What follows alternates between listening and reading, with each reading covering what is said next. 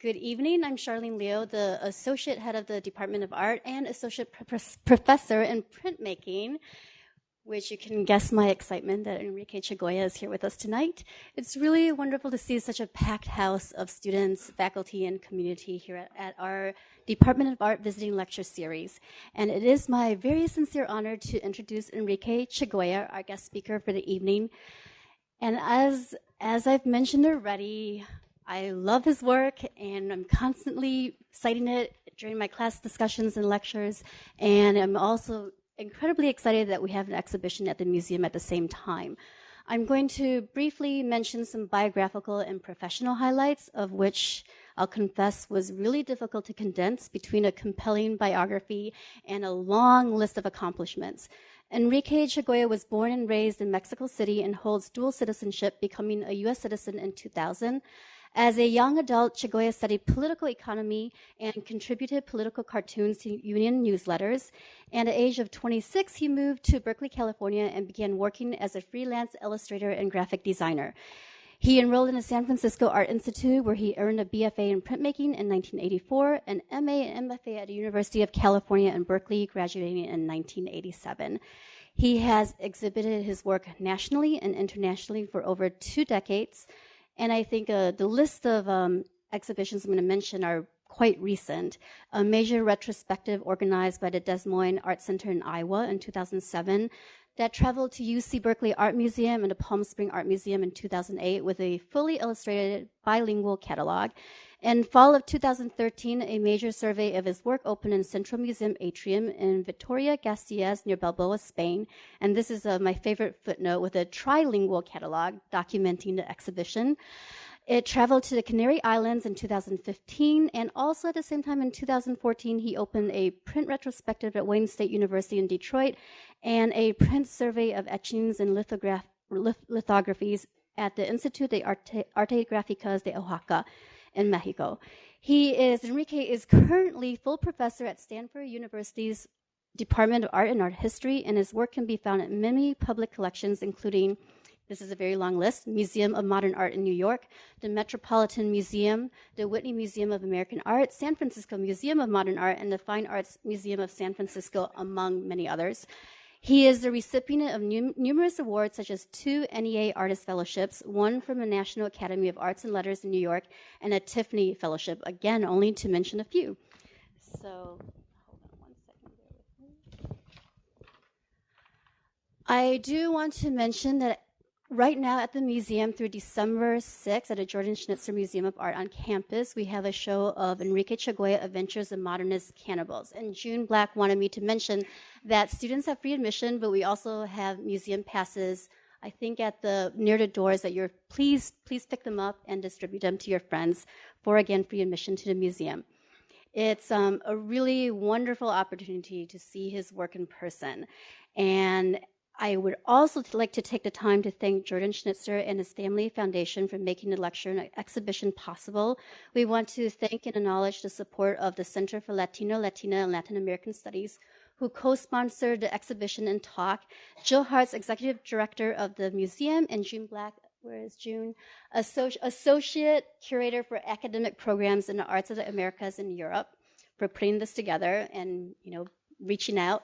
Wendy Hellman, our public programming director for art, who organizes our amazing visiting artist lecture series that takes place throughout the year.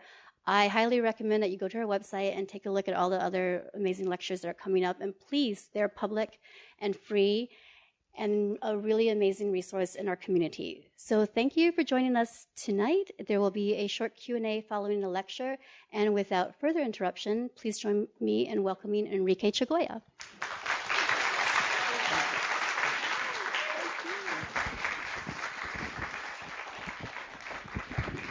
Thank you for the kind introduction, and I'm very happy to be here, and I hope you can hear me well. We have sound effects here for the... Okay, so yeah. Okay. All right. Very good. Can you hear me well here? All right. So I'm going to go very briefly through different bodies of work I have done because we don't have much time. I'm going to say a little bit about my background growing up in Mexico City, beginning with my parents. They influenced somehow my attitudes and my, how can I say, my general vision of the world. My formative years basically were very much influenced by both of my parents. My mother was a seamstress, and eventually she opened a workshop at home. I used to help her carrying, clothing for her deliveries. And my father was an artist who, this is my mom. My father was an artist who studied graphic design, but he never made a living as an artist. He eventually got a really interesting job at the central bank. The central bank in Mexico, the Banco de Mexico, is the mint. They print money, and they cannot afford to be corrupt.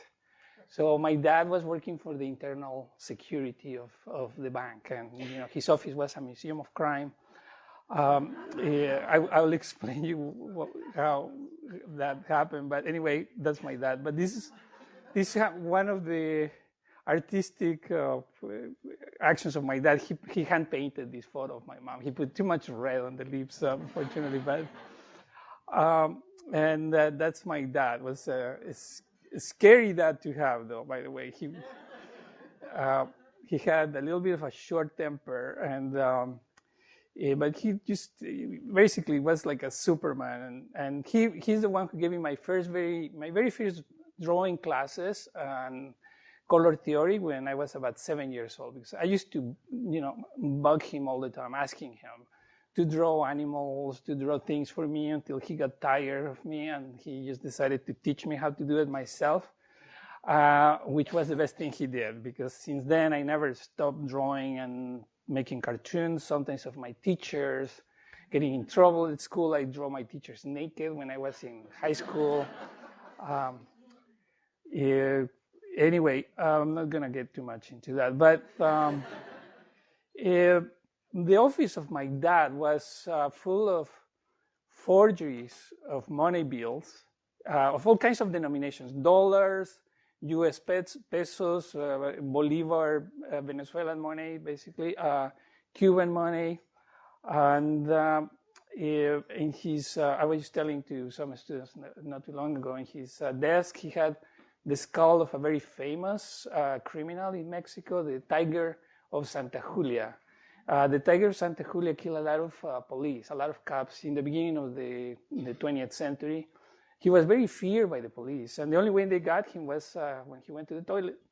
So it became even more famous after death because, if you call a friend and your friend cannot talk to you on the phone and they call you back, and if your friend tells you, well, you got me like the Tiger of Santa Julia, then you know where your friend was. So it's a national joke. Anyways, the skull of this guy was right in the desk of my dad. By the way, the famous engraver Posada, Jose Guadalupe Posada, who's famous for all this Day of the Dead imagery that everybody uses all the time, he did a skull of the Tiger of Santa Julia at some point. So, but what impressed me the most were the forgeries. And there was a famous case of one French forger whose last name was, a.k.a. San Pietro, was Italian last name. I forget his real French name, but he was known as San Pietro. He did forgeries of dollar bills, French money, that was francs at the time, Moroccan money.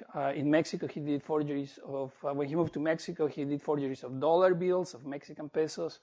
And it took about 10 years to the Mexican police to find him until his girlfriend denounced him. The girlfriend he left behind in France. Big mistake. So she called the Mexican police or wrote to the Mexican police a letter, and they found him and they got him. And my dad began to visit him in jail. And then began to talk to artist in a way. My dad had some pity on him, brought him art supplies. He did a really amazing portrait of my dad. It looks like a black and white photograph. You don't even see brush strokes. And my dad began to ask him in prison, because he had to to ask, do a little bit of criminology research. Asked him why did he do it, because he was a great artist and he went to some of the best schools in France, came from a very wealthy family, he didn't need the money. And the artist said, I just did it for the thrills. And that was it. For the thrills, the guy was 10 more years in jail. Eventually, he went back to France. But that left, and even that story left a big influence on my work, because that's what maybe where I come from, in a way in which I like to do look-alike things. Also, the social context in Mexico back in the 60s, when I was a teenager, the late 60s, were very dramatic. Like everywhere else in the world, 1968 was a very dramatic year with, demonstrations in many places. In Mexico, there was a massacre, October 2nd, right before the Olympic Games, where about 500 people got killed. And I was a teenager at the time, and my mom came very upset from work, actually, from a delivery that she did. She was crying, and it was crying because she saw a police killing an 11-year-old boy in front of her. And so she cried. I cried to her. I didn't understand why that happened. And that set a precedent for me to be curious about what's happening in the world, in society, and trying to understand what happens in the world. And until today, I don't really quite understand. But anyway, so that was the influence of my parents. And I'm going to move on because otherwise, this is my dad. A previous job, he was a firefighter. That's why he was so buff, actually, because they have to train all the time. So here is the one in the front. Anyway, my grandma carried me. That little fat kid is me. And my sister and my cousin. He's a cardiologist now who lives in Fort Lauderdale, and my sister lives in Texas. Anyways, this is important. I had a nanny who was a Nahua Indian, and the Nahuas are the Aztecs, the former Aztecs, and she used to talk to me in her own language all the time, and unfortunately didn't stick to me. I forgot all of that. But when I grew up, I began to study English. Since I was in kindergarten, they were teaching us English, and I began to talk to her in English because I thought that's why she had her language. And she used to laugh at me when I spoke to her in English. It was just amazing. She was almost like a second mom to me. Anyway, so I'm going to move on because we won't have time. These are my other two sisters, Leticia and Maritza. They live in Mexico City right now. Leticia is a psychologist for children, and Maritza is an interior designer. Anyway, so these are my friends in crime in the university. Believe it or not, this is the way we thought we would be dressed up. We used to look more hippie-like. Then we got very much involved in politics and activism, and we have to dress up like preppies or like, good kids. We stopped talking politics. It was very dangerous. We did not even speak on the phone, nothing. And we used to go to demonstrations or go talk to workers when they were in strikes, things like that. I used to do illustrations for the newspapers. This is the way we clean up ourselves. Now when I see, I think we just look so suspicious. Anyway, I married an American in Mexico who was a sociologist, Janine. That's my first wife. And that's my sister. This is really funny. These are the times when people used to wear the same dress. I guess they went to the same sale. Anyway, so my sister is carrying a baby, and my cousin and his wife, next to him, and Janine, my ex-wife. We used to live in the countryside for many years, and in the countryside, she got really sick. She got parasites, unfortunately. And that's when we decided to move to the U.S. Also, on the other hand, working in the countryside was becoming really dangerous. I was organizing peasants, farmers, poor farmers, basically to get loans from private banks. Unfortunately, a lot of the peasants didn't know how to read and write, and the managers were stealing money from them. So I went to the central bank and denounced some of them. I knew the central bank was honest, so I got one of them fired.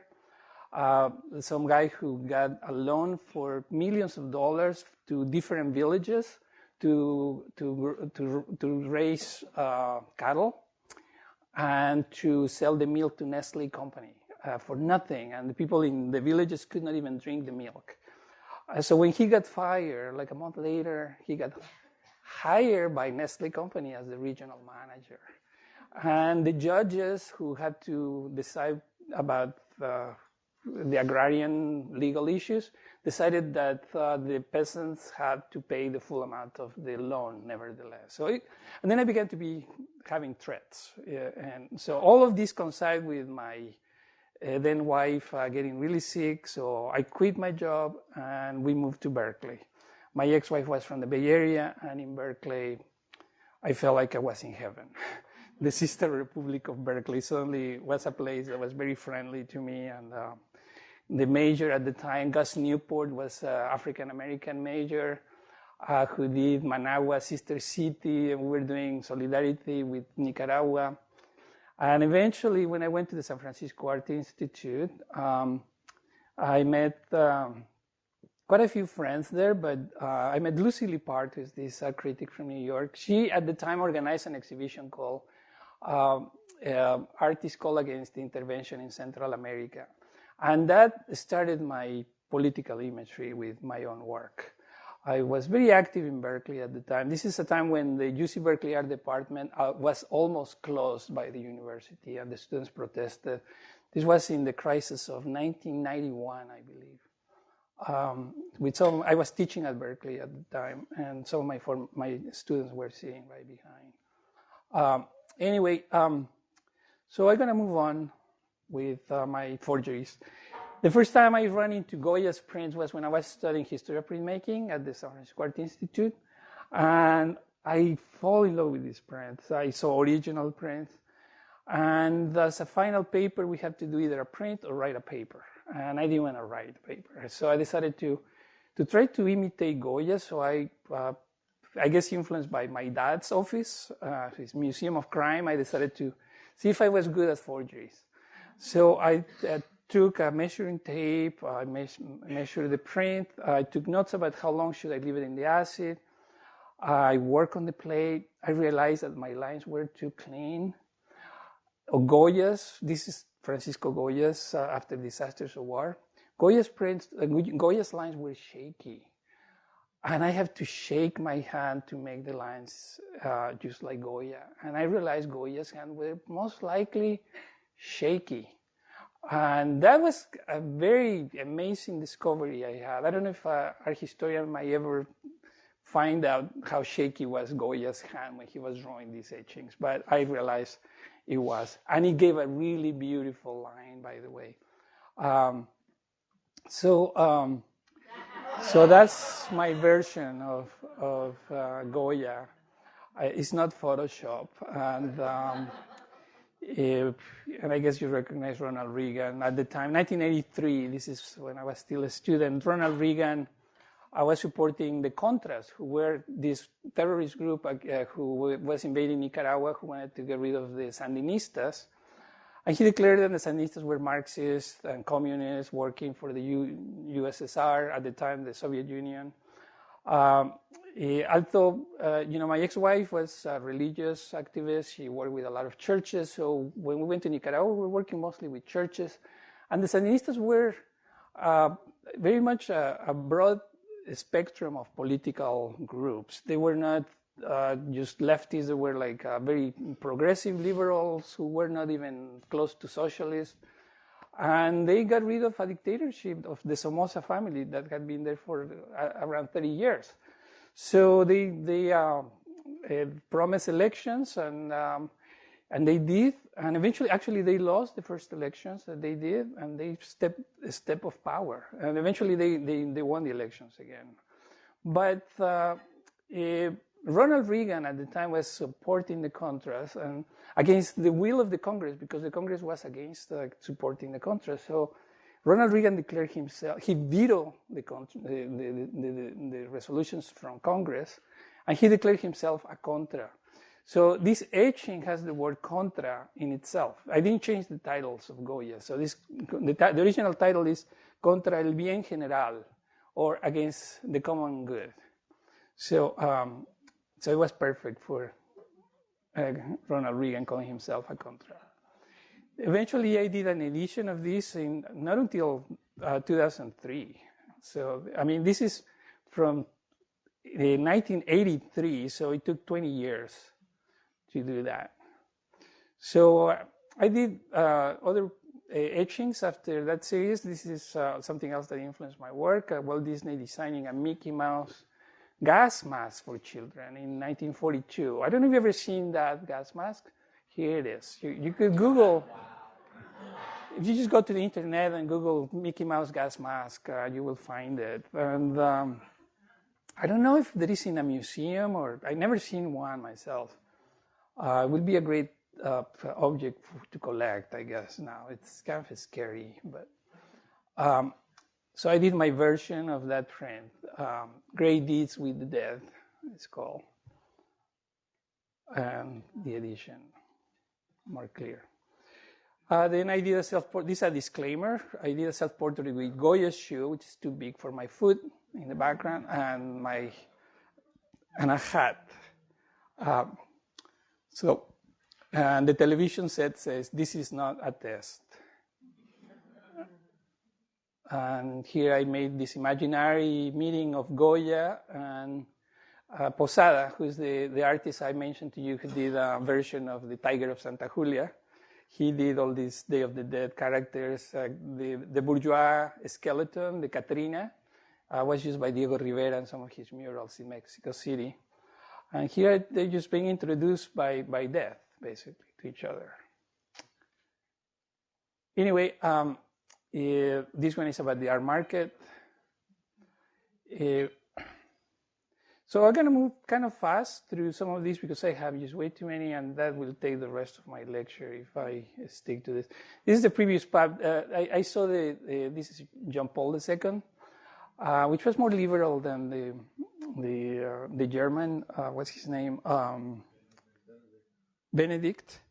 And hopefully the new Pope is a little more progressive, it seems like, but it's still a politician. And this print was perfect for political popes. He's trying to be good with God and the devil at the same time, just walking the tightrope in the middle.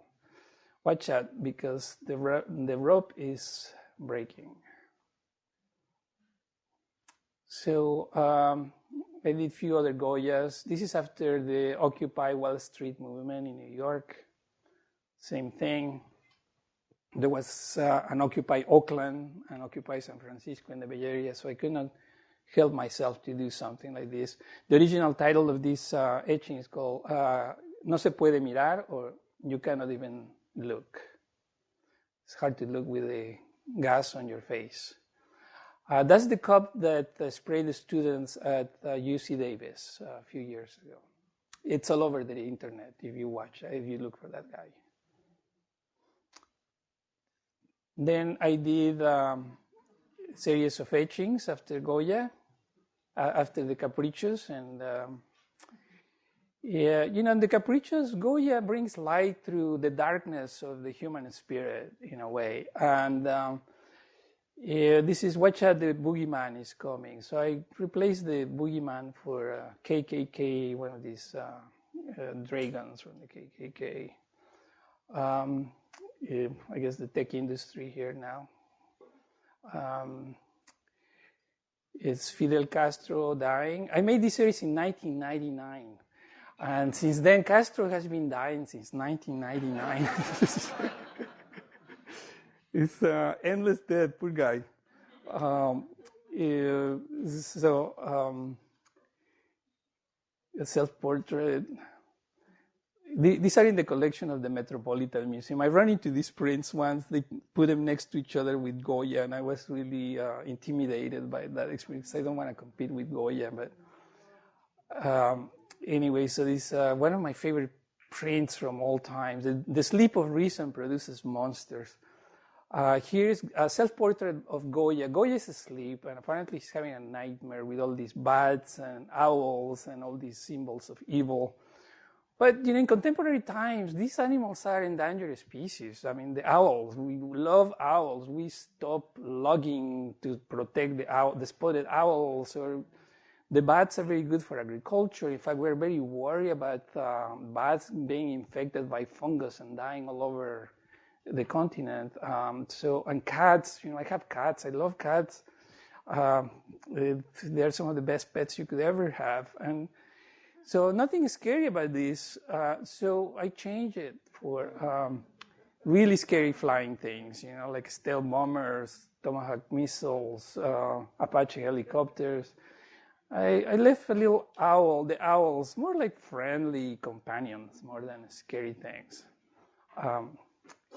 This is Jesse Helms and Jerry Falwell.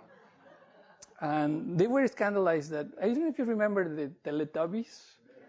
I used to watch them. And Inky Winky is the purple one, has a purse. And Jerry Falwell said that was too gay and too contaminating for the children's minds, and they shouldn't be on TV. And so I decided to put them here. Unfortunately, it's really hard to see here, but they give a pedicure to Inky Winky too. They cut his little feet though, but they themselves are given a pedicure. And Jesse Helms on the left is the one who single-handedly killed the NEA grants to artists.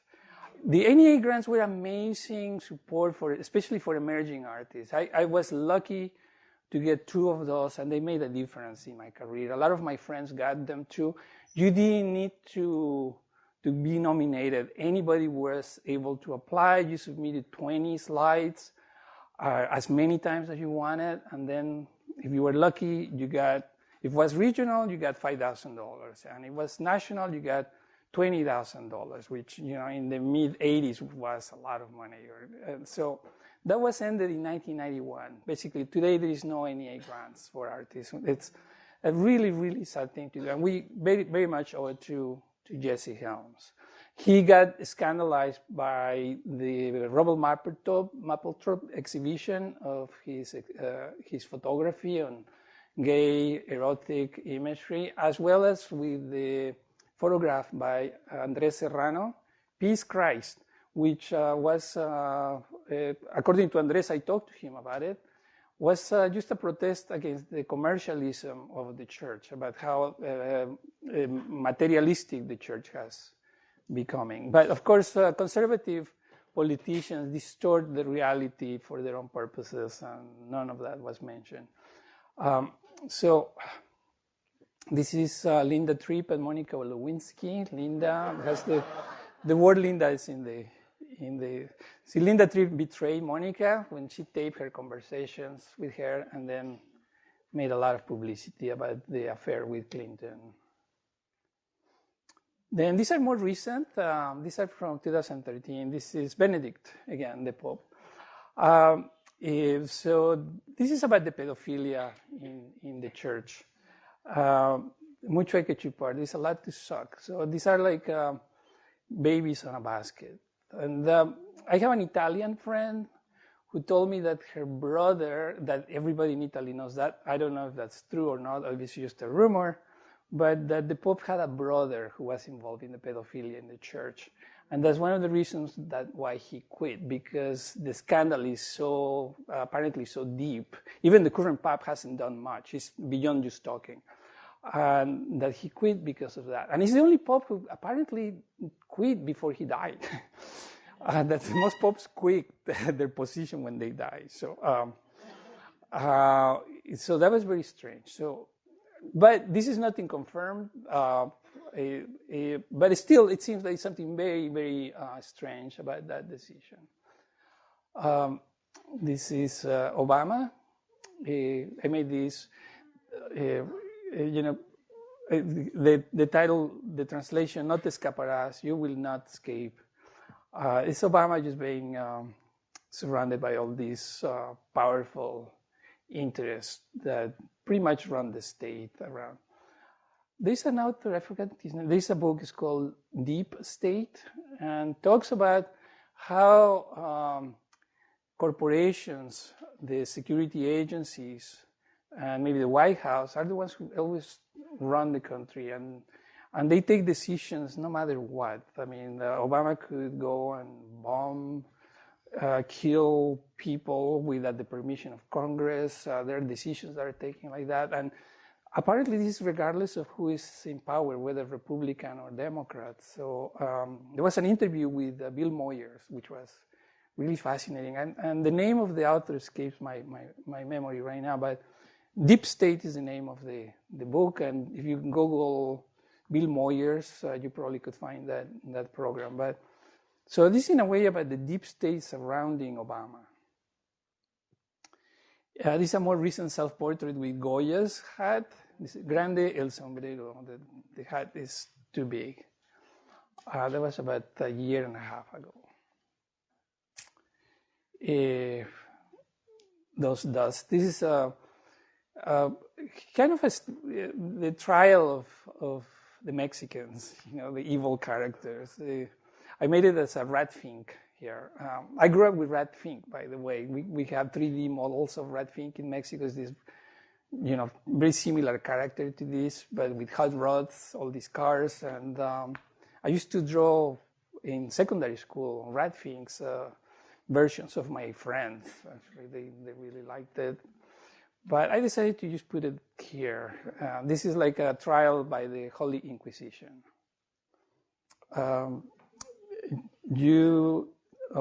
Or Tao who can't. It's about political parties. What a sacrifice. I guess this is Obama and Wall Street. Don't get me wrong, I like Obama in a lot of things, but once in a while, I don't understand why certain things, like for instance, why they didn't arrest anybody from Wall Street in the last crisis. I mean, my background is in economics, and that was a criminal act, and nobody got. I think one or two people got indicted on lower levels, but that was very disappointing. Anyways, I'm not going to be talking about Wall Street or all these details, but this is another version I did of the Sleep of Reason Produces Monsters. And this is a constant anxiety I have that I express in this work. How close are we constantly of nuclear wars, especially with so many countries with nuclear weapons now are in conflict with each other, like Russia, and Israel has a nuclear bomb, India, Pakistan, not to mention China or North Korea, the U.S., and it's in history we have been very close more than once to either an accident or actual wars. So it's truly Goya lives in contemporary times with these kind of preoccupations. This is Rupert Murdoch, the owner of Fox News, who lost a contract for spying on the cell phones of famous people in London. So he lost the contract for a satellite, and a big deal for him. It was going to be a big monopoly of telecommunications. Again, about the art market with Damien Hirst painting. Why hide them? And this is Vladimir Putin again.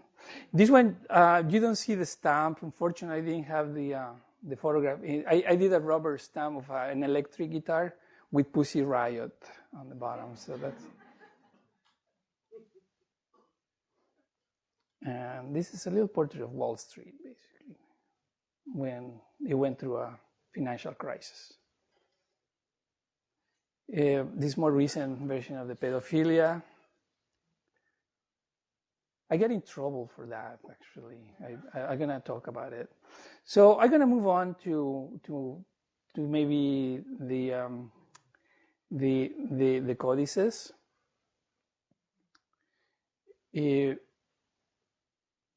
Maybe quickly pass through other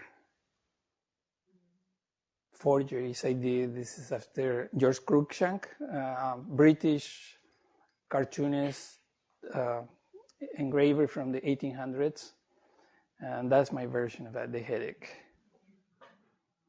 This is a little more sympathetic of Obama. Poor guy. He probably has a hard time. He has devils, red and blue, from the Democratic Party and from the Republican Party. And other devils maybe of his own creation. I don't know. But, I had to make money after the influence of my dad's office. So I made my own version of the dollar bill. It's an electronic version. You could see it online on Magnolia. The numbers keep moving. So on the lower left is the public debt. And in the upper right is how much we owe per household. This was in the year 2009. Today is about, this was $11 trillion. Today is about $18 trillion. So that's really scary. And I put the public debt brought to you by Neo-Econ Economics.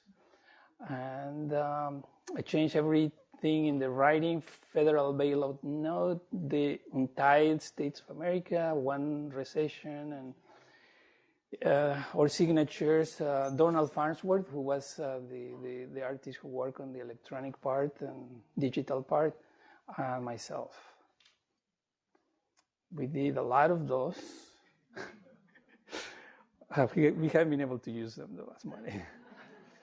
This one is really hard to see. There is a little stereotype of a Mexican bandit in the red.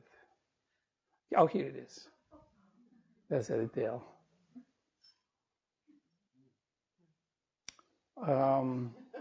These are like my cartooning, editorial cartooning. You know, this is Ruskies and Cubans out of Central America. This is what I did for that exhibition against intervention in Central America that critic Lucy Parr organized. Was a national initiative. And that was the very first drawing I did with political content. This was in 1984.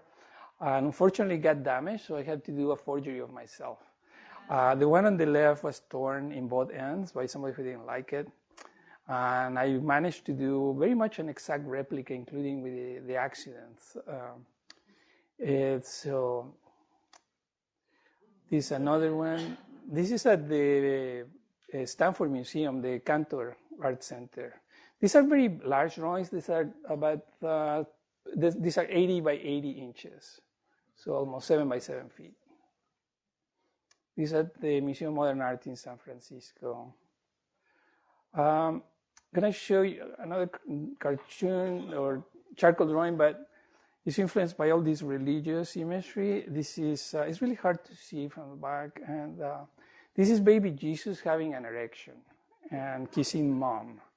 I don't know if this is the origins of the pedophilia in the church or not, but this is a Renaissance painting done by Robert Camping. And it's in the book by Leo Steinberg, The Sexuality of Christ and Modern Oblivion. And the theory is that the artist wanted to represent the humanity of Christ. He was a human being just like anybody else. But also children with erections at the time, or babies, were representing kings. So this was a way to represent a king. So there's nothing satirical or sarcastic about these paintings. But it's something that artists today could not paint. I mean, you will be shot, probably. But this is another Renaissance painting from the same book, The Man of Sorrows by Martin van Heemskerk, a Flemish artist. And the same thing. I used this one in a drawing to protest the closing of the NEA grant back in 1991. Not good for funding. That's what it's called. And this was the first Persian Gulf War back in 1991, Holy Order, which is something I could have done today. And this is sort of my yang and yin of my drawings, is thesis, antithesis. So I'm gonna move on. Finally, gonna get into my. This one is called Roadmap with Alice in Wonderland. More militant religious characters here, but I made it into a tapestry. This one, you probably know Snow White and the Seven Dwarfs. With Osama bin Laden is the witch here. Tony Blair, the former Prime Minister in England, is the prince, and Condoleezza Rice. She's back at Stanford, actually, right in the middle. And all the characters from the administration, I don't want to talk to them about. This is history, it's gone. Thankfully, somebody bought it. This is the word liberty backwards. It's about our dependency on fossil fuels, basically. This is about immigration. When paradise arrived, the middle finger, it's hard to see from far away here, but the middle finger reads English only. So another drawing about immigration issues. Immigration has been so present since 2001, since 9/11, and it keeps giving me subject matter in my work. But anyway, I'm going to stop talking about this, and this is another forgeries I did after Philip Guston. I'm just going to go really quick through them because these are history. In the original drawing of this one, these were after President Richard Nixon. And Richard Nixon and Spiro Agnew were the characters of these drawings. In this case, Dick Cheney has a gun. And I made this drawing before he shot his friend. So I did this in the last elections were in 2004, right? I did that right before the elections, and unfortunately they got re-elected. And then he shot his friend a few months later. Something like that. Photo opportunity. I only changed the faces, basically. I didn't have to change the word Billy because Billy Graham is the same person who influenced Richard Nixon in his religious beliefs, and Billy Graham influenced George Bush to quit alcoholism, or to quit alcohol, I'm sorry. To quit alcoholism will be to go back to drinking. To quit alcohol, and so they were good friends, so I didn't really have to change anything here. And then I did a mix of Richard Nixon and George Bush, Richard Bush. Drawings I have done after Orozco is a Mexican muralist who did figures like this. So this is a tribute I did to Orozco, the happy embrace of the rich and poor. With the Dalai Lama, I don't know if you saw an interview in PBS with the Dalai Lama lately, but he declared himself a Buddhist socialist. So I put Marx right next to him too, and this was done like 2 years ago. I didn't know that Dalai Lama will declare himself a socialist Buddhist. Anyway, this was an installation at the new school. So finally, I began to do my codices after learning about the destruction of the books during the conquest of Mexico back in 1521. And there was a large library there in the kingdom of Texcoco. At the peak of the Aztec Empire, a king, Netzahualcoyotl, around the same time as Columbus arrived to the Americas, Netzahualcoyotl built the largest library in the continent. Texcoco was sort of like the Athens of the Aztec Empire. And just to break all the stereotypes about the Aztecs being barbarians with human sacrifices and cannibalism, this king was a poet and an architect who was against human sacrifice. And he developed poetry festivals, developed a concept of God that at the time was very advanced. He said nobody has seen God, therefore nobody knows how he or she looks like. So he built up a pyramid with nothing on top, representing nothing, because nobody has seen God. So he did an empty room. Luckily for him, he died before he met any Spanish conquistadors. When the conquest took place, the first thing they did, some of the Spanish soldiers and priests, was burn all the books. So they piled up all the books from the library of Texcoco, and they burned them in a bonfire, and it was a mass suicide. The indigenous people who witnessed that destruction just jump off cliffs or hang themselves. The Spaniards could not stop the mass suicide. It was a tragedy. A lot of was lost. There's only 3 Mayan books that survived, one in France, the Codex Paris, one in Spain, the Codex Madrid, and one in Germany, the Codex Dresden. There's zero Aztec books, not a single one survived. Pre-Columbian. There are Aztec books that were done immediately after the conquest. And there is about 19 books from the Oaxaca region, from the Mixtec Zapotec area. So altogether, about 22 pre-Columbian books. And then hundreds of manuscripts of, maps and things like that. But for the most part, it was lost. And, if you think of the Alexandrian library, all the things that were lost in the fires. We know Greek philosophy, thanks to the things that survived the fires from the Alexandrian library, and went through at least a couple of fires, mostly done by religious fanatics. And so, by the same token, this was totally devastated. Same fate happened to the Mayan books. One single priest, Fray Diego de Landa, burned all the Mayan books except for those 3. Maybe a 4th book exists in Mexico City. They are not sure whether it's a fake or not. It's just fragments of a book. But that's a culturicide, basically. So I began to do my versions of those books because from that perspective, these books, or written history actually, it's an ideological construction more than a science.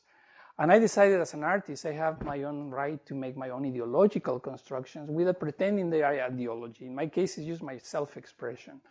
So I did versions of book pages like this, where the soldiers of Columbus are cutting the hands of the Taino Indians in the middle.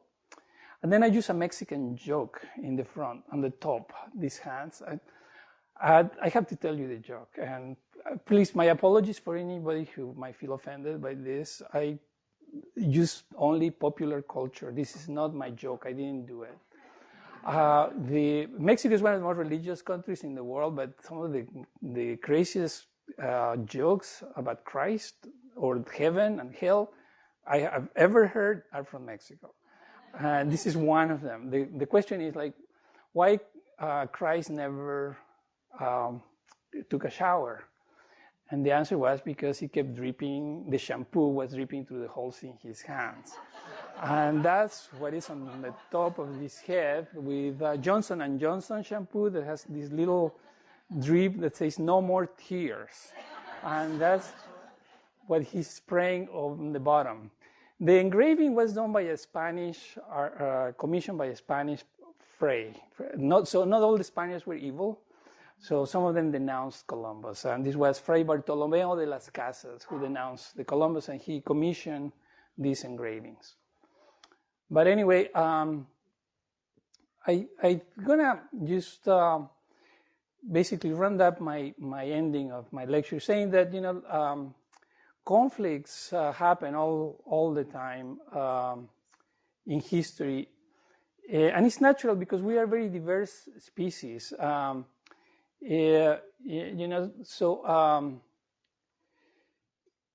one of the conflicts I got into lately was in this book where I was protesting the pedophilia of the Catholic Church. It's The Misadventures of the Romantic Cannibals. And I did it because of that, how can I put it, double face that is presented by the institution of the church. In the one hand, they are against same-sex marriage, and in the other hand, they haven't done anything about the pedophilia. So if they are so moralistic, why they keep one and they don't do anything about the other? Same thing, their militancy against birth control and things like that. So, and I grew up Catholic, and so I decided to just do something where, I question all these things through my imagery. It's not illustrational of anything. It's more my own concerns about it. Because I think if the Catholic Church accepted women as priests and a woman pope someday, will be the most popular religion in the world, I think. And if they accept same-sex marriage, and I have many colleagues that are gay or lesbian at school, teachers, students of mine who are gay or lesbian or transgender, collectors, neighbors who I have deep friendships. And for me, it's just a discrimination to have them excluded of any place, not just religious. But anyway, so I did this book, in which I mix colonialism as well as all these other issues. And the way to represent the corruption of something spiritual in the language of the pre-Columbian books is by mixing visual symbolic elements. So in other words, this is not a portrait of Christ, even though it has the face of a version of Christ, but the body is not his. So it's a corruption of the icon. So when people told me, why do you put Jesus like this way? I say, this is not Jesus, that's a collage. And the page that gave heart attacks to a lot of people was this one.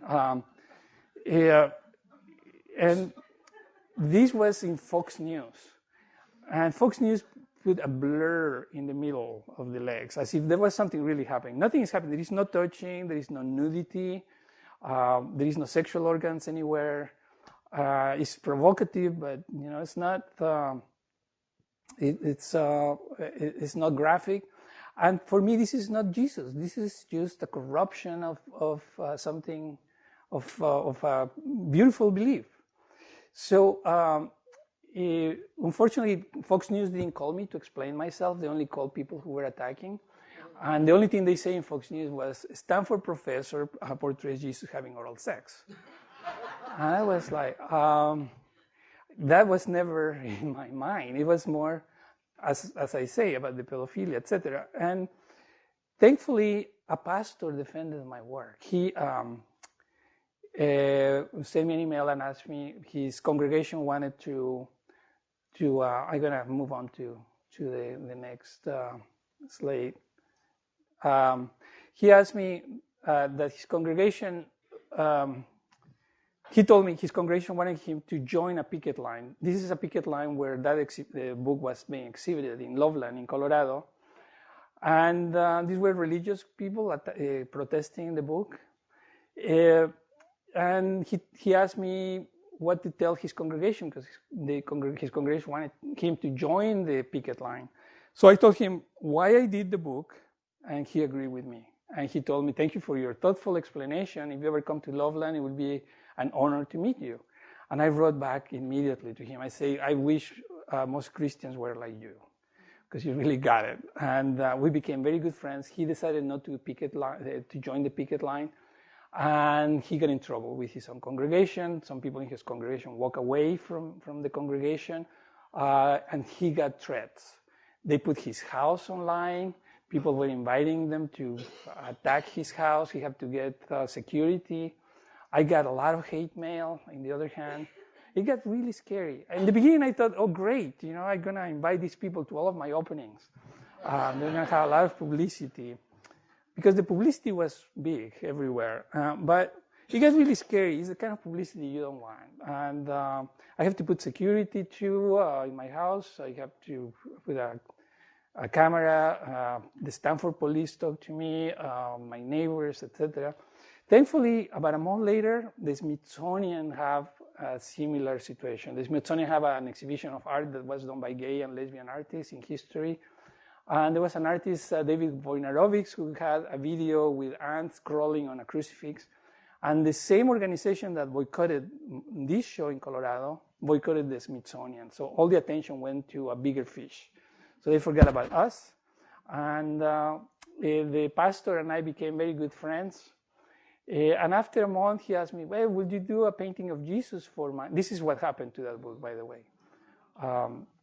After all the publicity and hate, this lady, a truck driver, drove away from Montana to Colorado with a crowbar, just got in the exhibition and destroyed the book.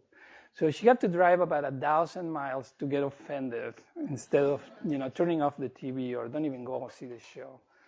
But anyway, all of this passed, fortunately, and this pastor asked me, hey, will you do a painting of Jesus for my church?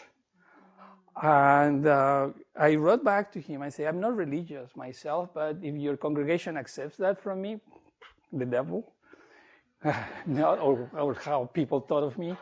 But if your congregation accepts it from me, I'll be very happy to do it. And I thought they were not going to accept. But the congregation accepted with a standing ovation. Some people were like crying, and so it was online. And I thought, oh, well, I'm going to have to do it. So I did it. I wrote back to him. I said, the only thing is, nobody knows how Jesus looked like in history. Because the first representations, first of all, were line drawings in caves, like 200 after the times he supposedly existed. And then the first portraits were not until a few hundred years later. And if you see the representations of Christ in different cultures, they are very different. Like the Korean looks, very Asian. The Russian is next, Haitian, Native American. The Hungarian with the red hair. There is the Filipino. There is African. There is the Chinese. The Japanese looks like a ukiyo-e print. Mexican, Indian looking, and then the European. So it's all like self-portraits of cultures, basically. And I told him, I'm just not going to do something different. I'm just going to do my own version if that's acceptable. Yes, that will be acceptable. So I did it again. I could not escape. So I did it. This is a Jesus from, it looks very Muslim, from a book in a Persian book from the 1700s. Anyway, so this is my painting I did. And I put this big word love because just to remind Christians that Jesus was about love, not about hate. And he was also a very controversial person himself. That's why he got in trouble and has troubles with the Roman Empire. And but I wrote the word love and sent pictures to them before I sent the painting. And I thought, I hope they don't ask me to erase that word because, I'm making a statement there. And the pastor, Jonathan Wiggins, he told me, that's great because there is a passage in the Bible that says that Jesus looks over humanity with a banner of love. And I thought, wow, I didn't know that. So maybe there is a God. I was guiding my hand. But I was very happy to hear that, and they pay for the shipping. I sent the painting, and then they asked me to go for the opening. Then I really got scared. I didn't want to go there to Colorado in a controversial thing. I mean, Colorado people get killed for going to the theater, going to see Batman. That's what happened in that theater, that tragedy. So I thought they're going to shoot him and shoot me, and I don't want to be in the news. But he kept inviting me, and I thought, well, I had to take responsibility for my art. So I went. I went by myself. I didn't bring my wife or the publisher of the print. I didn't want to risk anybody else. And it was beautiful. It was great. Nobody tried to convert me into Christianity. We didn't speak about God or Christ or nothing. They just appreciated the painting. They put it up really high up. They did a reception, no alcohol, but there was a reception. I met their wives, all the other pastors, and I spoke to their congregation. I thanked them for their open-mindedness. It was one of the most beautiful experiences I had in my life. I felt that there was a dialogue. I got out of my art bubble. The pastor got out of his religious bubble, and it was just a beautiful dialogue. Anyway, so with that, I'm going to finish because I think we run out of time. You could see some of my codices in the exhibition. Most of my books don't have a narrative. They maybe have a theme that you might see in the title of the book. But for the most part, it don't have, this is almost like a self-portrait. I got a bike accident a few years ago, and so it's kind of like escaping the KKK and the Border Patrol here. Legal Aliens Guide to Critical Theory. Let me show you my last book. And It's a book of reverse modernism, or reverse anthropology. Let me see, where did I put it?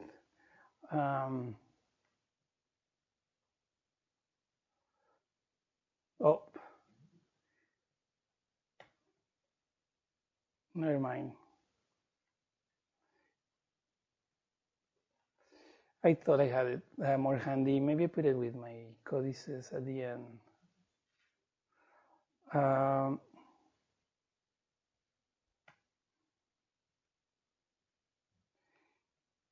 Here it is.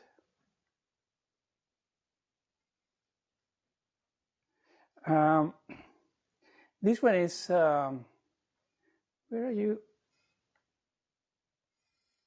Oh, here you are. So it's my latest book,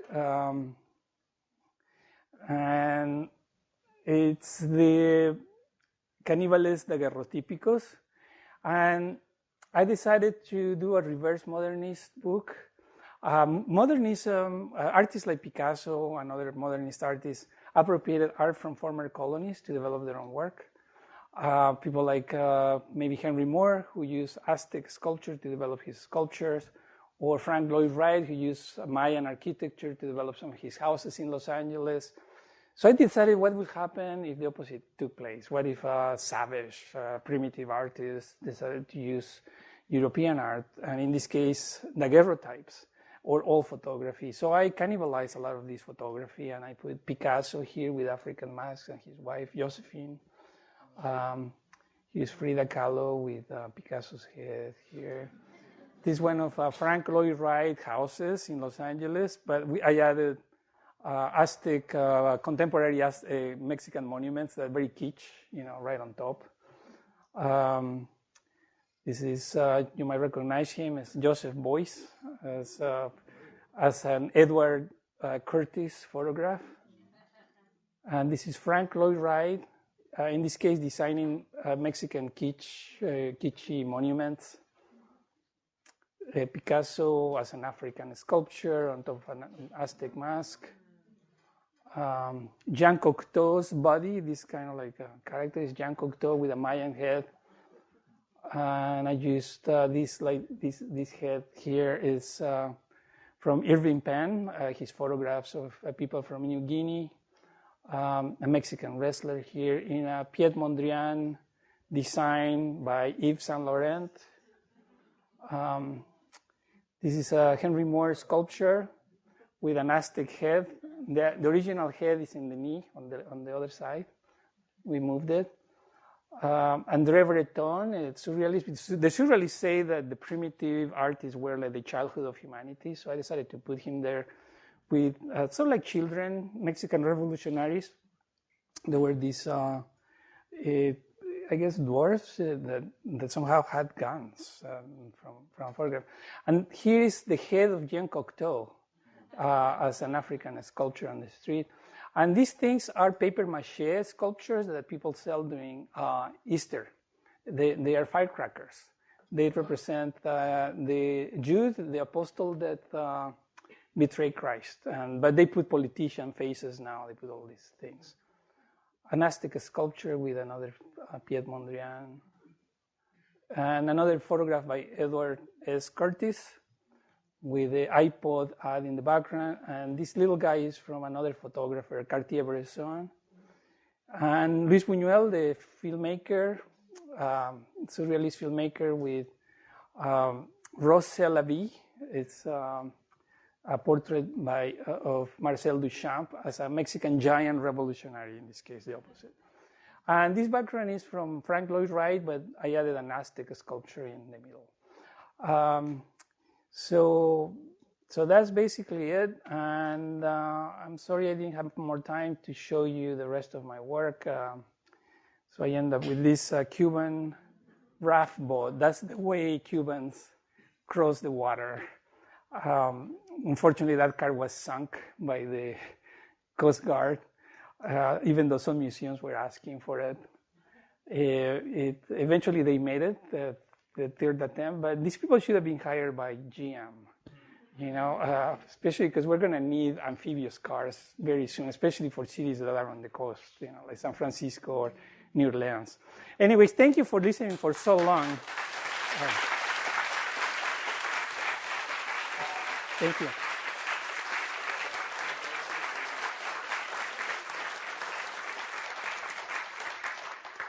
So I'll be glad to answer any few questions if we have time, unless we have to get out of here. But yes. What about using Soviet art?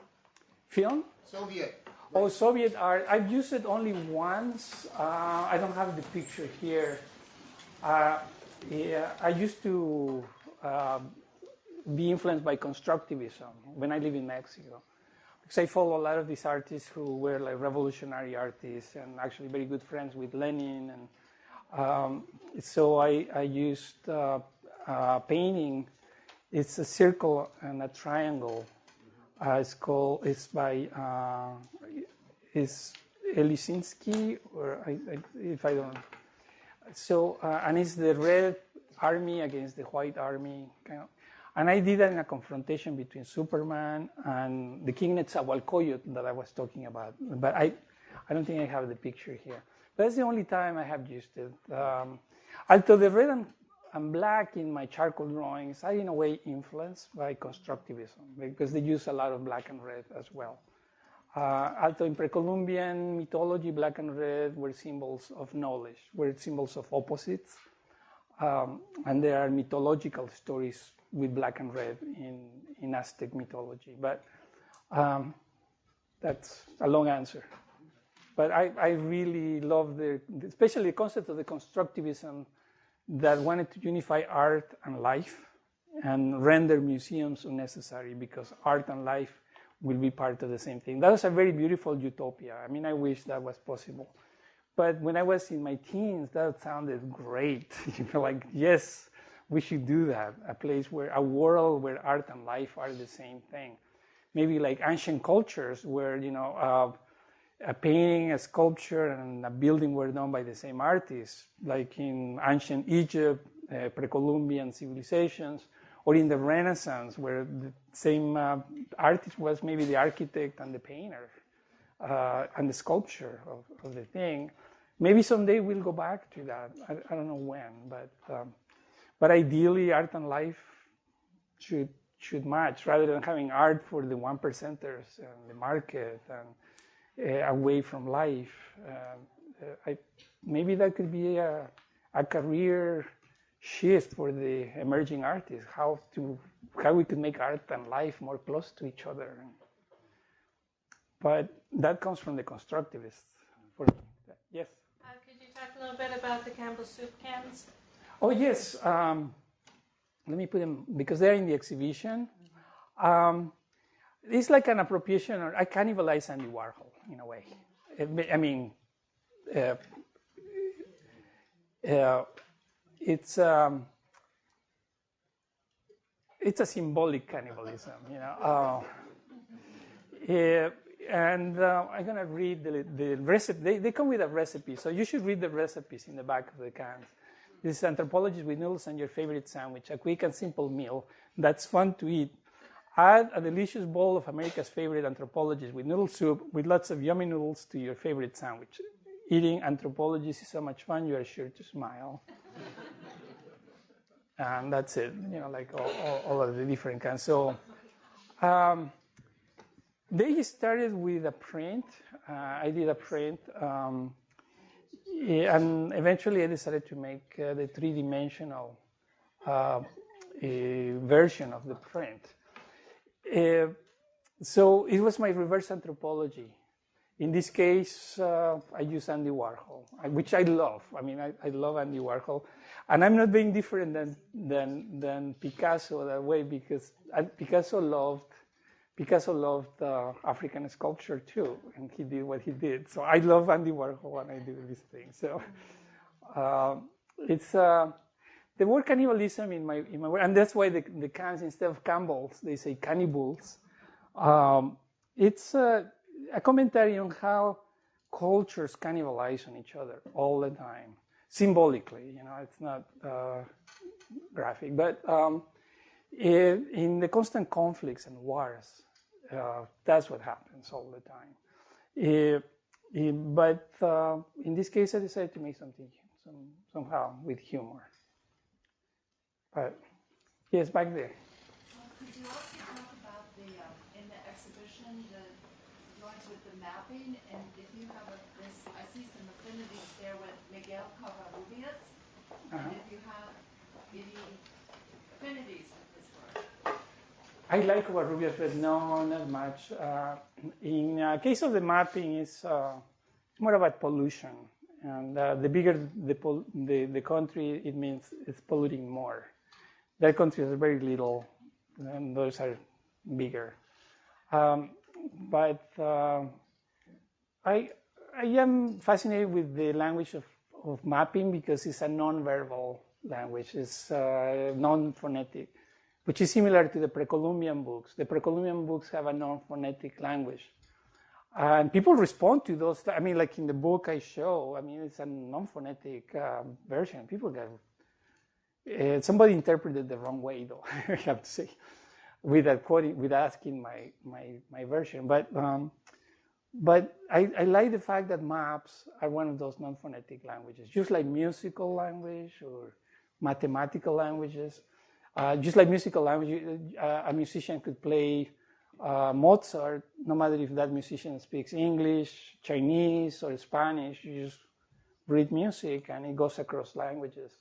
And visually speaking, we have that kind of connection. A lot of my books and work deal with conflict. And I hope to create a little bit of a bridge between opposite versions. For me, it's natural that humanity has conflicts. As I mentioned in my radio interview, I don't know if it was broadcasted, but humanity naturally lives in conflict all the time because we're very diverse. We're a very diverse species. We have not only different nations, but we have different ethnicities. We have differences of gender, of social classes, of gender identities. We have differences of religions. You name it. We are very different. And it's natural that we're going to get in conflict because of that. And today even more because the world got smaller with so much communication. And what happens is that conflicts happen all the time. And now we have two ways of resolving the conflict: by negotiating and peacefully. And then we move on and we have progress. Or it gets violence, and violence only delays the resolution of conflict. Unfortunately, I mean, you could see the Middle East. I mean, the more violent it gets, the more it's going to take to resolve their conflicts. It's very sad and tragic. But in history, we learned that progress comes from the resolution of conflict. And I am hopeful for that future that will happen because we have to do it. And that's our challenge, to move on as a species. Otherwise, we're going to join the extinct species because we're in conflict with the planet. And we need to resolve that conflict. We cannot go into war with the planet. The planet is going to win. We are nothing. Nature is our boss, and we need to respect nature. And Mother Nature is not going to toy with us. I mean, it's going to be serious. So I think we need to look for things that are very more understanding, more open. And realize actually the differences among people are a commonwealth. The differences enrich our lives. And we should celebrate differences instead of being afraid of each other. It's just to enjoy the difference. The more cultural diversity we have, the richer human beings we are. And living in different countries, I live in Mexico, in Europe, and the US, made me realize that in spite of all of our difference, we are the same species. We have the same feelings of love and hate and what else? I mean, like all kinds of feelings of good and evil, anxieties, celebrations, happiness, all of that we share. And eventually the best and the worst is part of us, all of us. and hopefully more of the best than the worst. And I think art is not going to resolve the problems, but it's just a bridge, a dialogue. In the best cases, a dialogue like what happened to me with this religious community, which thankfully ended up in a happy end story. And that's what I like about nonverbal languages. Very long explanation of non-language. Maybe the last question? Sure. Can you talk a little bit about how being a teacher or working with students influences your artwork?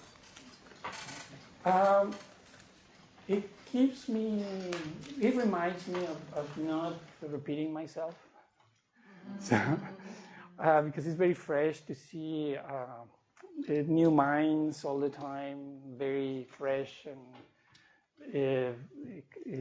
questioning everything. And I learn as a teacher from my students. So they say that whoever teaches learns twice, and it's totally true. So I love my students. Teaching is the most relaxing part of my career. Actually, faculty meetings, being in charge of a hire, or it's hard work, and or deadlines for exhibitions. My career, whatever that could get you sick.